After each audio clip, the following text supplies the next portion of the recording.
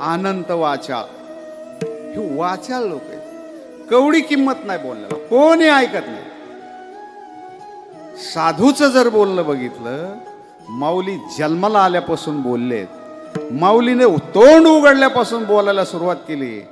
माऊलीची हरिपाठ, चांगदेव 65, अमृतानुभव आणि विश्वाला वेळ लावणारी माऊलीची वाणी, तिचं नाव आहे ज्ञानेश्वरी.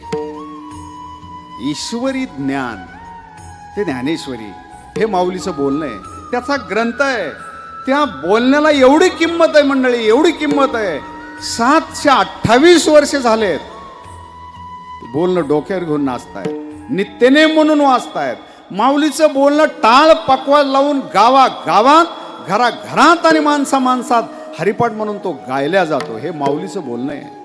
मी जो अभंग आज जगद्गुरु तुकोबरांचा निवडलाय, ते तुकोबरांचं बोलणं प्रमाण म्हणून आणि कीर्तन म्हणून त्याच्यावर विश्लेषण केलं जातं. देव त्याच्यावर नाचतोय. ही वाणी, त्याचं नाव आहे अभंग. न भंग इति अभंग, हा त्याला कधी भंग नाही. हे जगद्गुरु तुकोबरांचं बोलणं आहे.